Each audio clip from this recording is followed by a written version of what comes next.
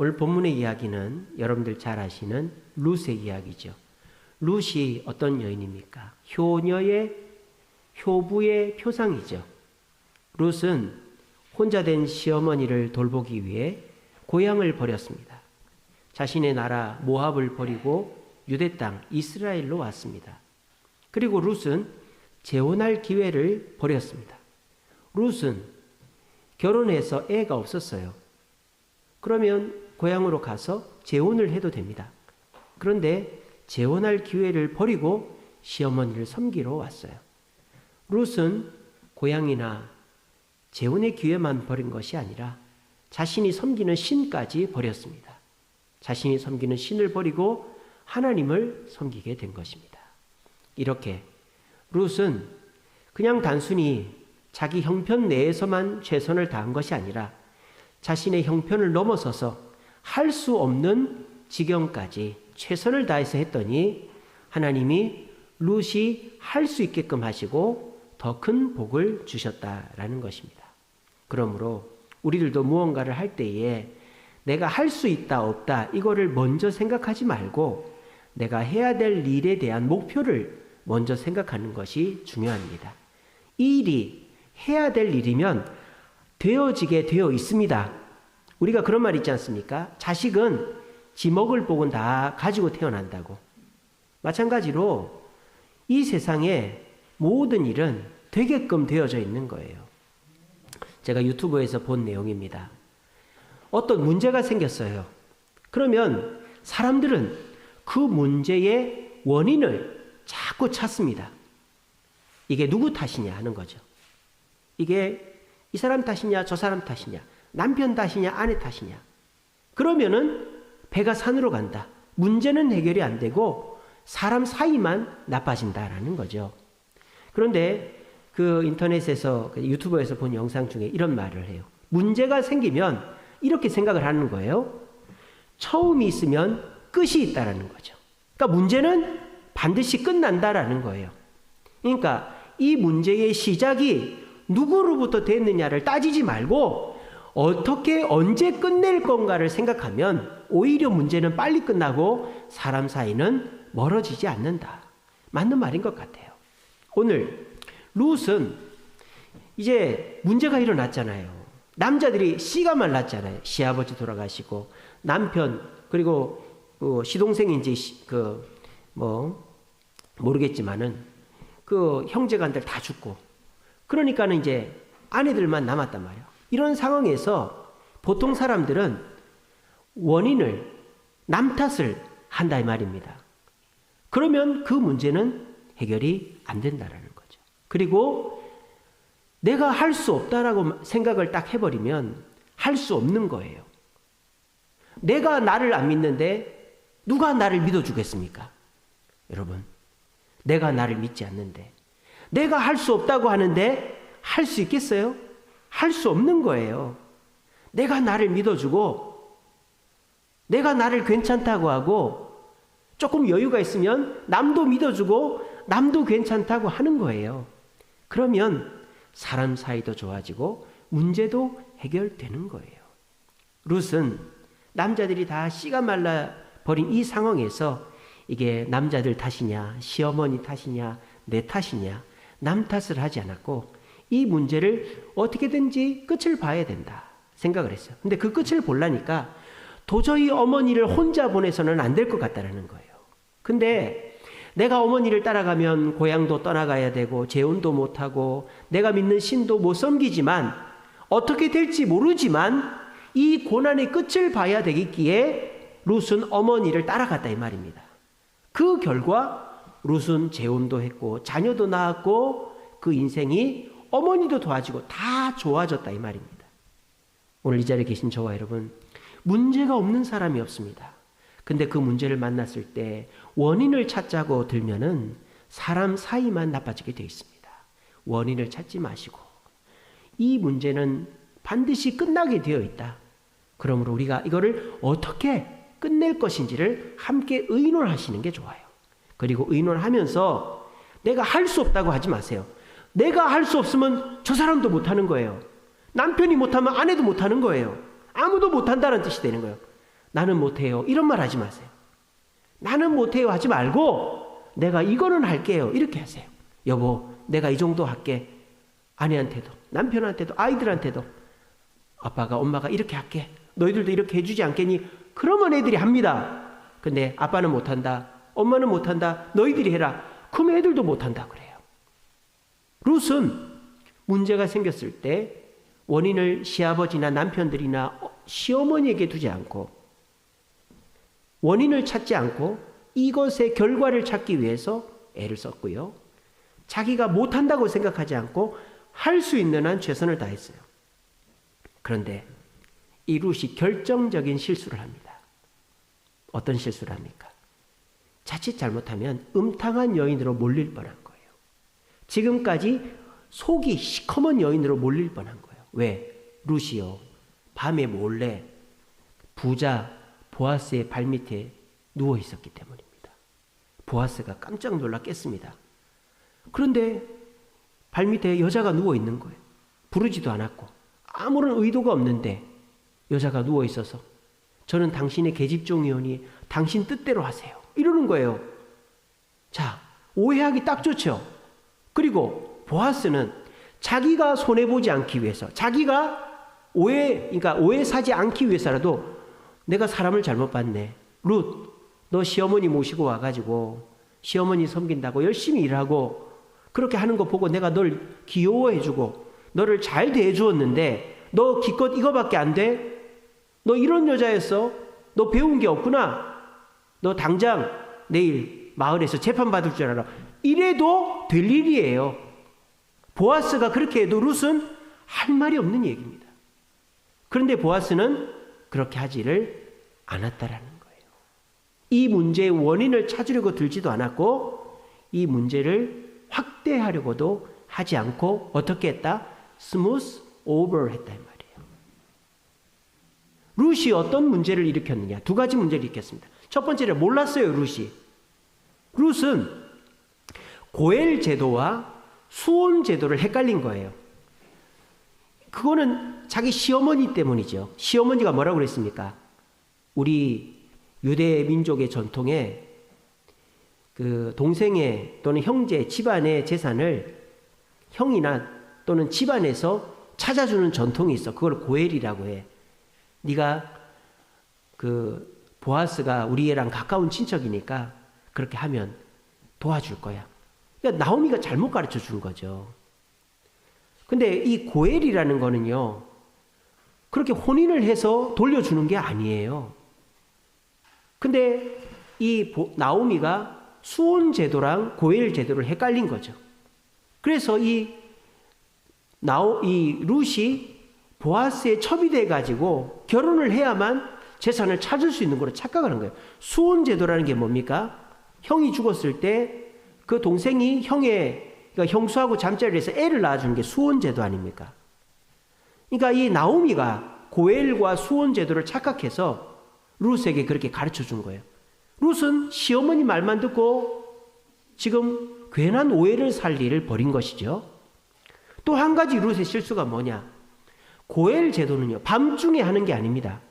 그렇게 밤중에 찾아와서 저를 뜻대로 하세요. 이렇게 하는 게 아니고 대낮에 사람들 앞에서 이 사람이 나의 친척인데 내가 이 사람의 재산을 물어주겠어. 공개적으로 하는 게 고엘 제도예요. 그런데 밤중에 찾아와서 했으니 이 룻은 사실 엄밀히 말하면 실수를 해도 엄청난 큰 실수를 한 겁니다. 그런데 이 룻의 실수를 보아스가 어떻게 했다? 스무스 오버 했다 이 말이에요. 스무스 오버. 이게 무슨 뜻이냐? 부드럽게 끝내다 아닙니까? 영어 단어로 말하면 원래 1차적인 뜻은 수습하다라는 뜻이에요. 수습하다. 그러니까 일을 끝내는데 부드럽게 끝내는 게 수습하는 거 아닙니까? 그런데 두 번째 의미가 뭐냐? 덮어주다라는 의미가 있어요. 그러니까 영어로 덮어주다가 smooth over입니다. 지금 보아스는 문제를 들추어내고 잘잘못을 따지는 게 아니라 덮어주었단 말이에요. 자, 그러면 보아스는 왜 덮어주었습니까? 룻의 실수를 보는 게 아니라 룻의 큰 뜻, 룻의 본심을 본 거죠.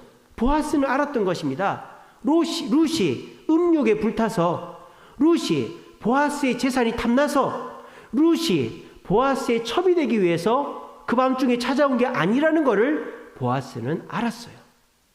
그래서 이 보아스는 룻이 몰라서 이렇게 했구나. 고엘 제도라는 게 있다는 거는 시어머니한테 들었는데 그거를 낮에 재혼하고 첩으로 들어오고 이런 게 아닌데 룻이 잘못 알아서 이렇게 왔구나 하는 거를 이해를 한 거죠. 그래서 보아스가 덮어주는 바람에 이 룻의 큰 실수가 넘어갔고 그 결과로 룻은 자기 어머니의 재산을 찾아주고 이제 예수님의 조상이 될 수 있었던 축복을 얻게 되는 것입니다. 우리는 지금 혼란스러운 시기를 겪고 있어요.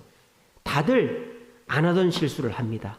저도 자전거를 지금까지 초등학교 3학년 때부터 타면서 넘어져 본 적이 한 번도 없었어요. 근데 이번에 처음 넘어졌습니다. 그리고 제가 그 교회에서 제 실비를 들어주고 있거든요. 병원에 가면은 이제 진료비 받는 거. 실비를 들어주고 있는데 제가 한 번도 실비를 받아본 적이 없어요. 지금까지 8년 동안. 근데 이번에 처음 받게 됐어요. 병원비가 31만 원 나왔는데 25만 원이 실비로 나오니까 얼마나 좋습니까? 그죠? 그래서 저도 이런 일이 없어요. 자전거 타면서 넘어진 적도 한 번도 없고. 저도 너무 막 이게 혼란스럽고 막 새벽에 잠 못 자고 정신이 없으니까 넘어진 거죠.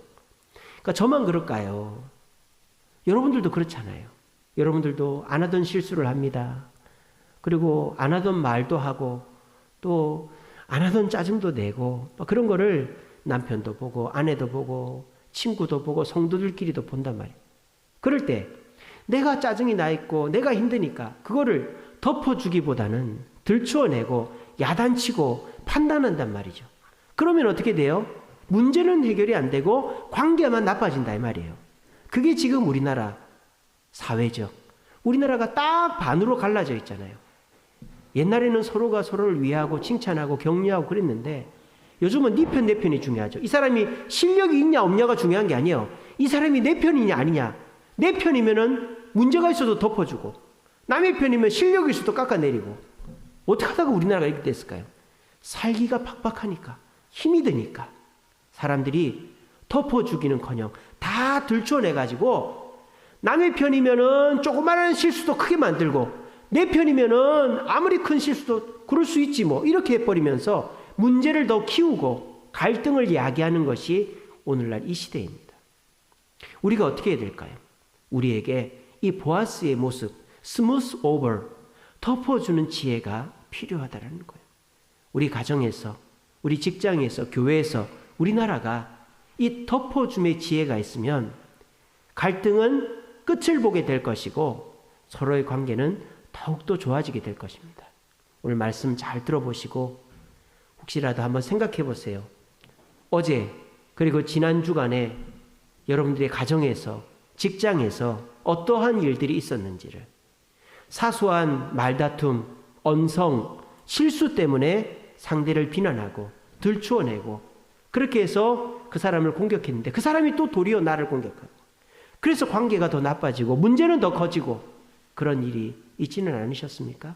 오늘 보아스의 행동을 배우심으로 우리 모두 스무스 오버, 덮어주는 지혜를 배우심으로 우리의 갈등을 해결하고 문제를 해결하고 더 좋은 방향을 향해 나아갈 수 있는 저와 여러분 되시기를 간절히 바랍니다.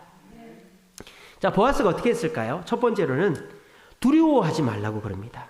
두려워하지 마라. 이 지금 룻은 너무너무 두렵단 말이에요. 11절 보세요. 내 딸아 두려워하지 마라. 마음을 안심시키는 거예요. 두려워하지 말라고만 한 게 아니라 내가 다 행하리라.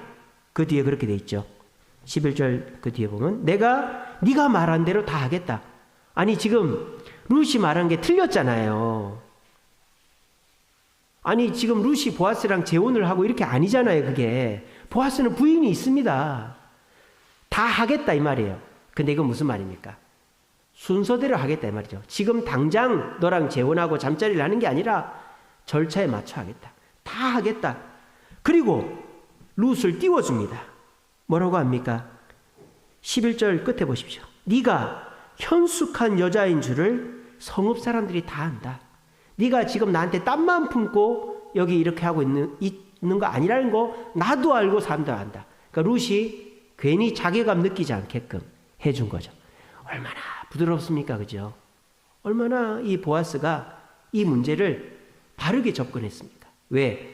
보아스는 작은 거에 집중하지 않는 거예요. 룻의 실수를 집중하는 게 아니라 큰 일을 보는 거죠. 룻이 왜 이렇게 했는지, 그리고 룻이 원하는 게 뭔지, 시어머니를 위해서 했고 시어머니 재산을 찾아주기 위해서 한 것이라는 걸 알고는 룻이 보아스가 이 룻을 안심시켜 주는 것입니다. 사람이요, 자꾸 쫓기고 문제가 있으면 겁이 나요. 겁이 나다 보면 안 하던 실수를 합니다. 그러면은 평소에 다른 모습을 보인단 말이에요. 우리 남편들 요즘에 직장에서 너무너무 힘들고 사업이 너무 힘들어요. 그러다 보니까 말도 그렇고 행동도 그렇고 안 하던 실수들을 합니다. 그러면서 전혀 다른 사람 같이 보일 때가 있어요. 이럴 때 아내들이 어떻게 될까요? 여보 괜찮아, 이렇게 한마디만 해주세요. 당신 이번 달에 얼마 벌었어? 이러지 마시고 여보 괜찮아. 그리고 잘 될 거야. 잘 될 거야. 내가 도와줄게. 안 도와주더라도 잘 될 거야. 그리고 사람들이 막 잘 못한다, 문제 있다 그래도 아내 되시는 분은 그 사람들 그러라고 그래. 당신은 최고야. 그렇게 마음을 안심시켜 줘야 되는 거예요. 괜찮아. 잘 될 거야. 그러라 그래. 우리 한번 따라해 봅시다. 괜찮아. 잘 될 거야. 그러라고 그래. 옆에 있는 사람한테 한 번 더 연습합시다. 시작. 괜찮아. 잘 될 거야. 그러라고 그래. 여러분 이거를 연습해 보십시오. 집에 가서, 직장에서, 교회에서 누가 안 하던 실수를 했다. 소리를 꽥 질렀다. 그때 조금 있다가 괜찮아. 괜찮아요. 그리고 걱정이 많죠. 잘 될 거예요. 그리고 누가 뭐라 그랬다면 그러라고 그러세요. 하나님은 우리와 함께 하시고 우리를 도와주니까. 괜찮아. 잘 될 거야. 그러라고 그래. 이 말 한마디가 문제를 빨리 해결하고 오히려 관계를 더 좋게 하는 거예요. 두 번째로 이 보아스가 룻에게 어떻게 합니까? 그냥 안심만 시켜주는 게 아니에요. 틀린 거를 바로 잡아줍니다.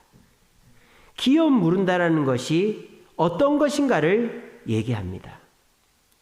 그 13절에 보시면 12절부터 참으로 나는 기업 물을 자이나, 그러니까 내가 기업을 물을 수도 있지만 기업 물을 자가 나보다 더 가까운 사람이 있다. 바르게 잡아주는 거죠. 고엘 제도는 친척이면 아무나 다 할 수 있는 게 아니라 가장 가까운 친척이 먼저 해야 되고 그 사람이 거절하면 내가 할 수 있다. 바로 잡아주는 거죠. 그리고 어떻게 합니까? 이거는 밤에 하는 게 아니고 낮에 하는 거야. 13절에 보세요. 이 밤에 여기 머물라. 아침에 그가 기업 물을 자의 책임을 내가 이행하려고 하면 내가 그 사람이 하게끔 하겠지만 만약 그 사람이 안 한다 그러면 내가 하나님께 맹세하는데 내가 할게. 이게 뭐예요? 바로 잡는 거죠. 우리가 상처가 납니다. 이렇게 상처가 나면요, 그냥 밴드만 붙여놓으면 안 되죠. 그러면 상처가 곪아요. 상처가 나면 밴드보다도 더 중요한 게 뭐예요? 연고를 발라야죠. 후시딘을 발라야 되는 거예요. 그래서 소독을 하고 항생제를 발라야 상처가 덧나지 않는 거죠. 근데 사람들이 급한 마음에 그냥 씻고 밴드만 붙여놓으면 나중에 가서 상처가 더 덧나기도 하는 거예요. 물 닿으면 안 되고. 마찬가지입니다. 그냥 무조건 괜찮다. 괜찮아. 괜찮은 게 아닌데 무조건 괜찮다고 하면 되겠습니까? 아니죠. 괜찮다고 해준 다음에 그 사람의 문제가 뭔지를 들어봐야죠. 왜 이 사람이 소리를 질렀는지, 왜 이 사람이 기분이 나쁜지, 왜 이 사람이 불안해하는지를 들어봐야 되겠죠. 들어보고는 바르게 얘기해줘야 되겠죠. 괜찮아. 그거는 큰 문제가 아니야. 나도 옛날에 이렇게 해봤는데 이러하게 하면 되더라고. 바로 잡아줘야 그 사람이 안심을 하지. 무조건 괜찮다고 하는 거는 나중에 더 큰 문제를 만드는 무책임한 처사가 되는 것입니다. 우리가 밴드만 붙이면 되는 거 아닙니다. 연고를 바르듯이 소독과 항생제를 발라야만 그 치료는, 상처는 낫는 거예요. 우리 주변 사람들, 특별히 자녀들이 여러분들한테 찾아옵니다. 아빠 고민이 있어요. 뭔데? 이러이러한 거 있어요. 괜찮아. 아무 일 없을 거야. 그러고 보낸다. 여러분, 그거는 자녀들을 오히려 더 실망스럽게 하는 길이에요. 자녀가 뭔가 고민을 얘기할 때 내가 보던 TV를 끄고 내가 보던 스마트폰을 끄고 누워있다가 일어나서 마주 앉아서 얘기를 나눠야죠. 그래, 얘기해봐. 뭔데? 그러면 애가 한참을 얘기한단 말이에요. 그러면 그래, 힘들지, 괜찮아. 아빠도 옛날에 그랬어. 근데 말이야, 아빠도 지금 이 나이가 돼 보니까 그거 아무것도 아니더라고. 이렇게 한번 해보면 어떨까? 그러면요, 애가 아빠하고의 사이가 더 가까워지는 거예요. 근데 아빠가 누워서 TV 보고, 소파에 TV 보고 있는데, 아빠 이런 게 문제가 있어요. 그래, 알았어. 아빠가 도와줄게. 그러고 말이 없이 TV만 보고 있다. 그러면 이제 애는 다시는 아빠한테 안 오는 거예요. 그러면서 아빠들은 뭐라 그래요? 요즘 애들이 나한테 오지를 않아요. 그러는 거예요. 자기가 오지 말라고 한 거랑 똑같은 거 아니에요? 가만히 누워서 뭔 얘기를 해도 그래, 알았어, 나중에 얘기하자. 또는 알았어, 아빠가 도와줄게 해놓고는 계속 누워있으니 뭔가를 물어오고 관심을 요청할 때에는 자세를 고쳐 앉아서 그래, 얘기해봐. 그러고는 원하는 대답이 아니더라도 내 생각을 얘기해줘야 그 사람이 바르게 변화가 되는 거죠. 그리고 보아스는 세 번째로 어떻게 합니까? 그냥 그렇게 해서 끝내는 게 아니에요. 그 사람의 가는 길을 도와줍니다. 어떻게 합니까? 14절에 보시면 새벽까지 발치에 누워있으라 그랬어요. 자, 그래서 왜 새벽까지 누워있으라 그랬다? 밤중은 위험하니까. 그러면 또 왜 새벽입니까? 날이 새면 사람들이 보면 오해받을 수 있으니까. 그래서 새벽에 룻을 보내는데 어떻게 보냅니까? 그냥 빈손으로 보내지 않죠. 15절에 보시면 겉옷에다가 보리를 6번이나 퍼서 아무 일도 안 했는데 보리를 6번이나 퍼서 가지고 가라고 하는 거예요. 이게 뭡니까? 긍휼을 베푸는 거죠. 우리가요, 사람 만날 때 빈손으로 가는 거 아니라잖아요. 그죠? 그리고 사람 만나면 밥이라도 한 끼 대접하는 것이 그 사람을 진짜 잘 대접하는 거죠. 근데 맨입으로만 아무리 좋은 말 한다고 사람이 저 사람 참 좋은 사람이다, 그러지 않는단 말이에요. 보아스처럼 기왕에 누구를 도와줄 거면 내가 음식이라도 나눠주고, 내가 돈이 없으면 하나 남는 물건이라도 하나 주면 가는 길이 그 사람이 힘들지가 않단 말입니다. 차라리 누가 돈을 빌리러 오면 돈을 빌려주지 마시고 밥을 사주시든가 차비를 주세요. 그게 더 기억에 남습니다. 돈을 빌려주면요, 또 돈 빌리러 와요. 그거는 그 사람한테 도와주는 게 아니에요. 차라리 밥을 사주고 그리고 차비를 주면 그게 고마워서 나중에 나를 또 찾아오게 돼 있습니다. 보아스는요, 스무스 오버 했어요.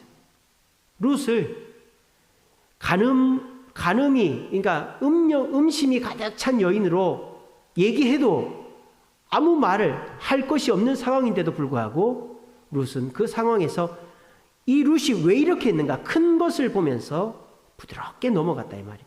이것이 요즘 우리에게 필요합니다. 요즘은요, 다 실수를 합니다. 저도 실수를 하고요.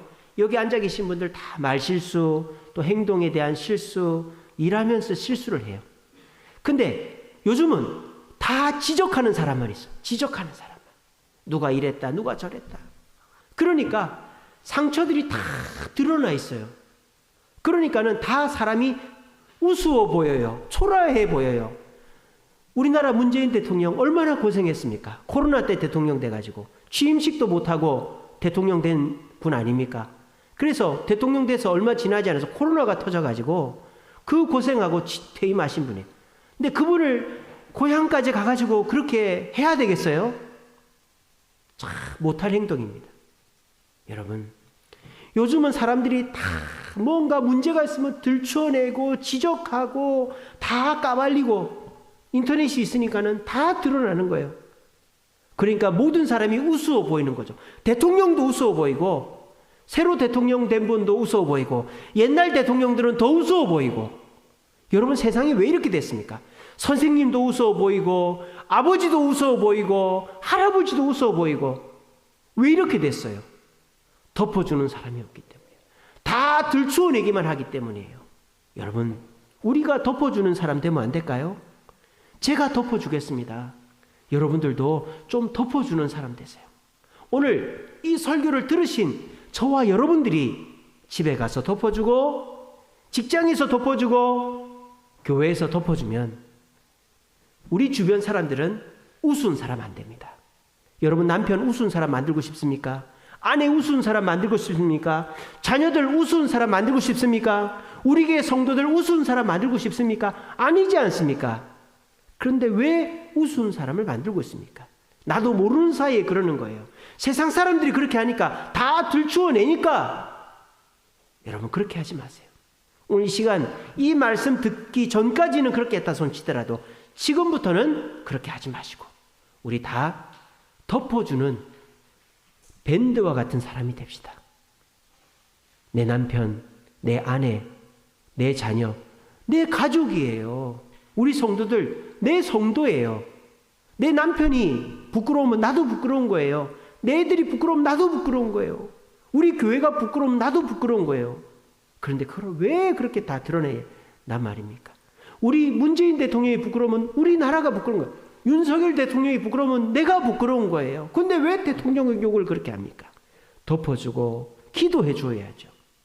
우리 모두 시대를 쫓아가지 마시고 보아스처럼 큰 뜻을 바라보고 큰 것을 바라보고 스무스 오버함으로 우리 모두가 부끄럽지 않은, 그래도 괜찮은 자랑스러운 사람으로 내 남편을, 내 아내를, 내 자녀를, 내 성도를 만들어 갈 수 있는 저와 여러분 되시기를 간절히 바랍니다.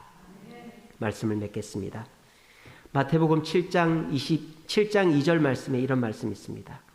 네가 헤아리는 그 헤아림으로 헤아림을 받으리라. 우리가 남을 들추어내면 들추어낼수록 내가 들추어냄을 당하는 일이 늘어나게 될 것입니다. 아무도 모를 것 같죠? 여러분 다 알게 됩니다. 하나님이 다 아시고 사람의 말은 다 돌고 돌게 되어 있습니다. 너만 알으라고 상대방의 흠을 얘기했다. 그게 그 사람만 알게 되는 게 아니에요. 다 알게 됩니다. 그러면 내 흠도 드러나게 되어 있는 거예요. 여러분, 우리는 헤아리는 존재가 아닙니다. 헤아림은 오직 우리 하나님만 하시는 거예요. 우리는 용서하고 덮어주고 기도하는 존재입니다. 용서하고 덮어주고 기도하면 하나님도 우리를 용서해 주시고 우리를 덮어주시고 우리를 위해 기도해 주실 줄로 믿으시기를 바랍니다. 잠언 17장 9절 말씀에 거듭 말하는 자, 했던 말 또 하고 또 하고, 여기 가서 이 말하고 저기 가서 저 말하고, 거듭 말하는 자는 이간질하는 자이지만 덮어주는 자는 사랑을 구하는 자다.